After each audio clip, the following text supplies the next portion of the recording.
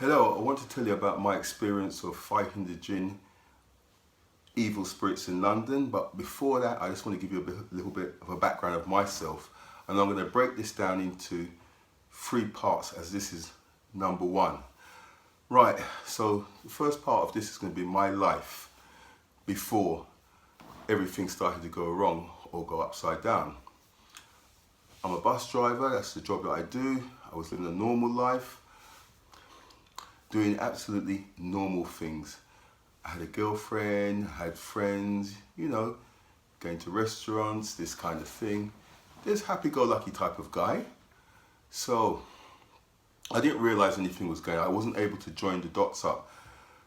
Basically, what happened first is I noticed that my friends started to leave me. Not all together, but one by one. There were silly situations, a few arguments, disagreements, this type of thing. Girlfriend left as well. My special mate, I had a travelling mate, we had travelled to Bay of Biscay, around the Mediterranean, and we used to do a lot of travelling around England. He left. Didn't even occur to me, nothing. But when I think about it, and I will continue with that later on, I don't know what you guys will think, but this is what happened. On the 25th of May, 2016, I was just about to get ready for work, as you do, Actually, I did get ready for work. Stepped out the front door, just about to take 1 foot forward over the threshold. There was this dead bird there. This bird, on my close examination, looked like it had died somewhere else and been put in this location. No problem with that. I looked at it, I thought, sorry that the bird had died, but the way it was placed with the head towards the front door, so the tail was away from it. Anyway, me, being me, went into the kitchen, I got the dustpan and brush, picked him up, threw him away. Went about my daily life, thought nothing of it. The day after, I noticed things were starting to get a bit funny, internally with me. What happened is, right, I started to have this feeling of feeling hot from about 6 in the morning to about 12. This was going on for about a week, like I was put into a kebab skewer and roasted. I mean, really roasted. I was really confused and everything. I didn't know what's happening to me. So I let it go. You let it go, you think there's going to just disappear. Anyway, yeah, things started to go upside down and my life started to drop. I was falling like out of a plane without a parachute, so I was free falling. I had a situation where people were coming to see me, so-called friends. They would say to me, Robert, can I lend £5, £10, whatever you want. And I was giving them money. I was actually throwing my money away. I had no control. In the end, it got so bad, one guy, £500, one guy, £450, this kind of thing. Now, my brain ain't comprehending this because I'm still thinking about the burning. So I tried to seek a solution. So I was going to church and I was praying. I thought this would help me. And I upped my praying to sometimes 3 times a day. I was working in Victoria, so they had a place down there called Westminster Cathedral. So I'd go there in the morning, I'd go there on my break, I'd go there when I finished work.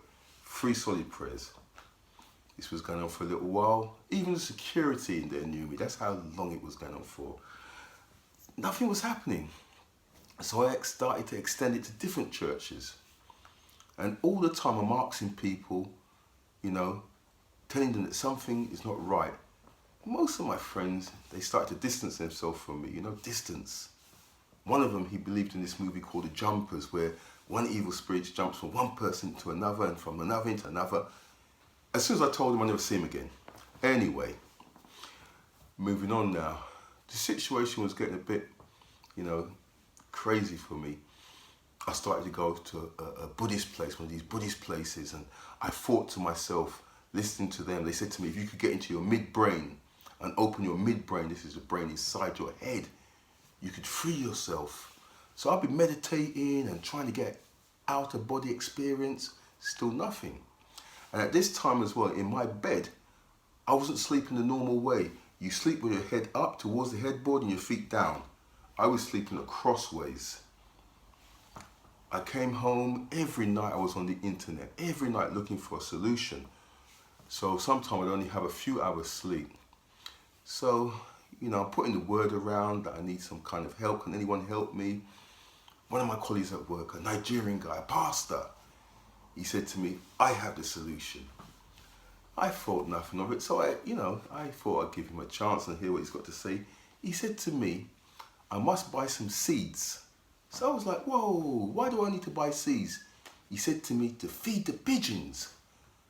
I thought, wow, I've never heard this before. This is a pastor. So I said, what kind of seeds? He said, guinea corn. I never even heard of guinea corn. Red guinea corn seeds. So I bought them. What do I do next? He said to me, you have to feed the pigeons 3 times a day. I said, why? He said to me, because they know when to eat. And you have to feed a lot of them. So you have to go to a place where a lot of pigeons are. I was doing all this rubbish.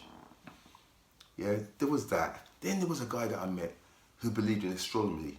He believed in the stars and the moon and all this thing. He said to me, I can help you with your problem. Come and see me. So I went and saw him.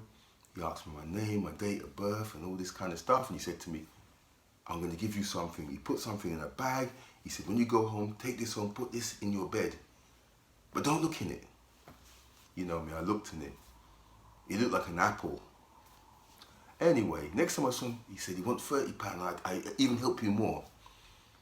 So I said, no, I haven't got no money. So he said, come back and make another appointment and bring a spare shirt with you as well. So I came back, saw him, brought a spare shirt.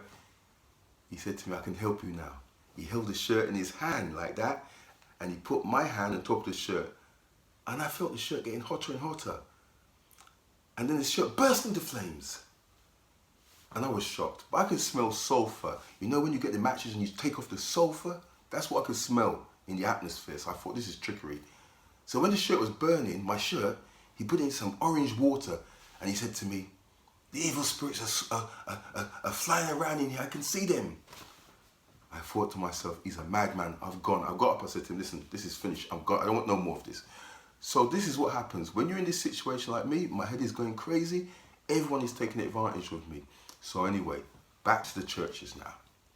I decided that I go back to Westminster Church and I will see a priest. Okay, I had to make an appointment to see the priest. I had to go to the back of this church to see the priest. This is all official. Went in there, met the priest. There's a table in the middle. He sat at one side, I sat at one side. I told him my story the way I'm telling it to you now. I told him, I'm roasting every day. Yeah, I'm starting to hear voices. Yeah, things are going wrong. He looked at me and he said, okay. He read something from the Bible. He went and got some oil. He read something else from the Bible, and then he got the oil, put it on his finger, and put a cross on my head. And he said to me, that's half exorcism. I left there, and I felt so bad that I just wanted to commit suicide. I wanted to cut my throat, stab myself. I just wanted to end my life. The voices were saying to me, he can't do anything. Why are you using him? So anyway, I was feeling terrible. I dropped even more. Secondly, I went to my local church now. Same thing, made an appointment to see that priest. Right, same thing. He sat down at one side of the table and me at the other side. He prayed, touched me, but he didn't put no oil on me. He just prayed on me. I left there and I was like a zombie. I was walking on the main road like a zombie. And we have this shop called Wilkinson's. It's all over the place. If you don't know what it is, it's like a hardware kind of shop. I went in there and I bought a stainless steel knife to go home and kill myself. The voices are talking to me now. He could not do nothing. So now I'm really, really, upset. I started looking on the internet even harder for a cure and nothing. But there was one thing I thought would help me. I had a friend that I knew from 2002, a strong Roman Catholic, but he lived all the way in Scotland. I started to tell him about my situation. He was like, yeah, why don't you come up? So I thought it's too far to go. All the time now, other things are happening. I told you I'm a bus driver. I've had 3 accidents where I've run into things, I've misjudged things. You know, I'm starting to smash the buses. So anyway, what happened is I have decided to myself, the best thing to do is this. Just relax and take any kind of take any kind of sentence they give me. No problem with that. They suggested that I take time off work. They looked in my eyes and they knew something was wrong. My union rep was there, who knows me, and he said to me, you're not yourself, you're not your natural self. So they give me 2 weeks off. In the time of 2 weeks, things really start to get a bit scary, really scary. I can't stay home. I'm walking the streets. But in this time now, I've decided now, we're coming into the festive season, Christmas. So I've decided now, I've got to go to Scotland. 4 days before Christmas Day, you know, I've took a drive to go to Scotland. It didn't work. It just didn't work. Maybe I got as far as say like Newcastle or something like that. I was just too tired. I phoned a friend up. They lived in Yorkshire.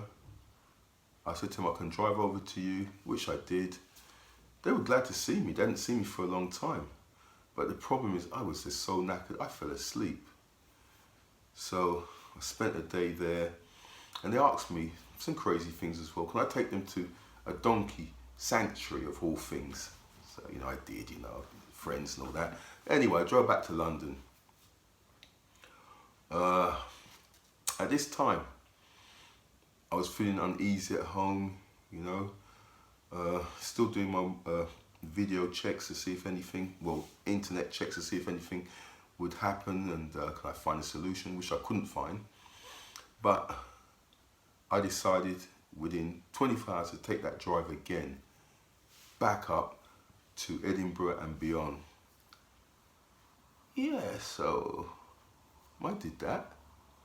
Arrived in a place called Lochgelly, where my friend lived. He was a staunch Roman Catholic. Went into his humble abode, and when I went there, there's crucifixes all over the place, faces, eyes, all kind of things. He had his place made into a shrine. That's all I can call it. And he said to me, he has the perfect remedy for me. He goes, this is finished now. This is the end. So after about a day and a half, he decides to say to me, we're going to go to a monastery. The monastery meant that we had to go down into Edinburgh and then over to Glasgow and then go further north. I had no problem with that. So we did that, you know, went up there. It was so much miles and acres of open ground, and this is building perched right in the middle. This is where the monks live. Okay. I remember when I went in there, you could drop a pin and hear the pin drop. This was a silent place. So it was opening doors, peeping. I saw the monks there praying and everything. So I thought, yeah, this is it. So anyway, one monk in particular, I won't name him, was assigned to me.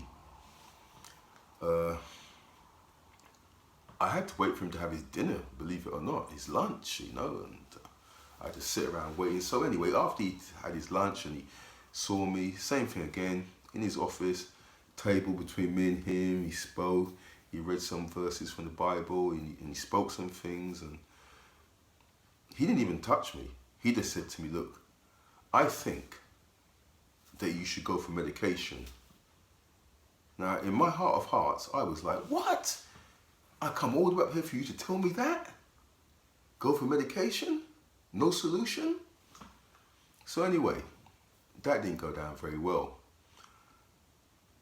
I came out of that building and I looked over into the open fields and I could see another monk about 1,000 yards away, and it's like I could read him telepathically.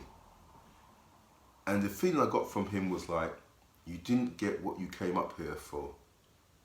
And he came towards me. He was an old man, must have been in his 70s. He was just moving like that. And he came towards me, started talking to me, and we got on really good, but he knew that I didn't come up here and get anything. So anyway, that was that. You know, went back down to my friend's place, stayed there for about a day more, come back to London. But in all this time, yeah, I was coming home, still sleeping badly, yeah, worried about stuff, hearing voices, staying away from people now because I think that I'm going completely mad. But anyway, after Christmas, say about early January, went to a seminar. This seminar was like one of these business type of seminars. After the seminar, it was for a few days actually, after the seminar, coming back into the hotel foyer, yeah, there was a guy standing at the counter. I was going to London. I heard him mention he wants a cab to London. You know, me being me, said to him, I'm going to London. He looked at me like I was crazy. I said, yeah. I said, my car's in the car park. I'll take you to London. Anyway, we decided, you know, to go to the car park. He got in my car. We, you know, told him who I am. I asked him what he thought of the event. And we struck up a conversation, relationship kind of thing in that period of time back to London. The funny thing is that I was telling him that I'm having some problems at the moment. I can't concentrate, I can't this, I can't that. And he's just sitting down there like, oh yeah, okay. He's just so cool about it. And as I got further into the drive back to London, I started to tell him about my situation. Okay. So he did say to me, I remember him mentioning to me, there is a solution. But I thought to myself, everyone said to me there's a solution. But by the time we got back to London, you know, I dropped him off, but we kept in contact. But that's another story. So anyway, I had this cycling ride coming up because I'm a part of a team. But I had to go to Heathrow to fly into Miami, then to fly in from transit from there into, I forgot the place from it, Nicaragua. And I was under the illusion that once I did this right, nothing could touch me, nothing at all. I would be free. The further I went, I thought I would be free. So I remember going to Heathrow Airport, as you do, flying over to Miami. I met the team, we introduced ourselves, there was 30 of us. I thought, this is it, I thought, I'm free. Got into Nicaragua, into a town called Granada. Right, we was introduced to the staff there at this hotel and introduced to our lodgings. No problem with that, you know. I'll wind it up. In the morning now, we had to be put into groups of like 4, 2s or whatever for this ride at your different strengths and everything. I felt bad. I felt really bad. This thing was roasting me. This was continuing, this roasting feeling. No one there knew how I felt because I had to kind of hide it. I had to you know, put a shield there and try and act as normal as possible. And I remember when they set us off on this ride, you know, we're supposed to be riding up the side of a volcano, but in a circular thing, going up to the top. Every day we would stop at a different place and, you know, that kind of thing. But I remember on the first day, I dropped from the front to the middle to the back. Yeah, my head is going around. I'm thinking, what am I doing here? Why is this evilness still on me? Anyway, I was there for like 5 days and the same thing every single day. The burning, the evil thing in my head. I couldn't tell a soul. Come back to England, obviously it came back with me as well. But there was more things to come. Yeah, but this guy I met at the seminar, I still kept in contact with him. Hello, how are you? And I say to him, listen, I felt really messed up. And he goes, whoa, there is a solution.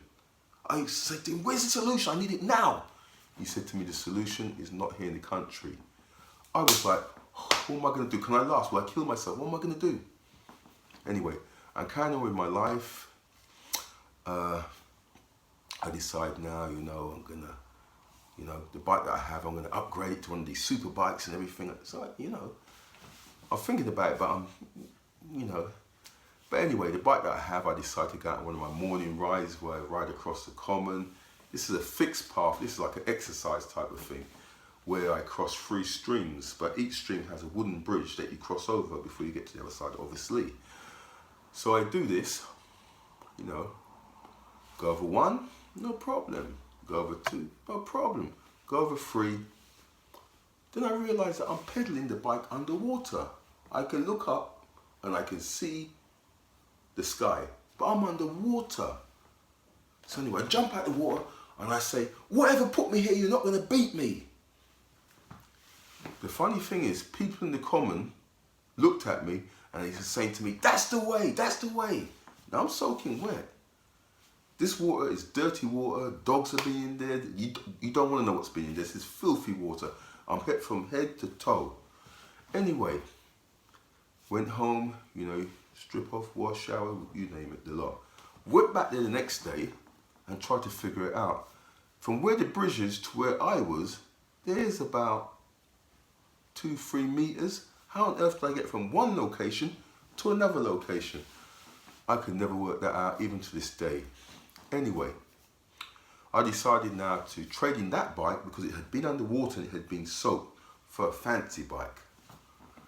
So I've gone to a shop, I picked out this bike, the guy built me up, I took it home. Remember, it sounds like, that my head's all right, but it's not. I'm still, you could even say hallucinating about things. Because I went to a coffee shop one day with a young lady. There was 2 bikes, my one and her one. I locked them together. Her bike, which is a heavy bike, weighs a lot, on top of my nice carbon aluminium type bike. Now, I can see my bike in front of me. Every 60 seconds I'm looking there. No problem. Hey presto, I look round, it's gone. I come outside. This is at 9:30 in the morning. Busy high street, people walking up and down, up and down. Hey, did you see it? Did you see anything? Did you see anything? No one saw a thing. Next door, the shop next door has a CCTV pointing right where my bike is. I thought, okay, I'll call the police, report it. They'll see it on the CCTV footage, and I get my bike back. Hey presto. So I did all that. Police asked for that footage. The guy gave it to him. You wouldn't believe it. He hadn't changed the footage for about a year. Everything was all right, apart till he got to my part. That bit was I can say it, misty, fazzled. Yeah? He didn't see anybody take the bike. He didn't see anything. But then after that, it was good again. So I was thinking, this ain't right. So, get home, I phoned my friend up.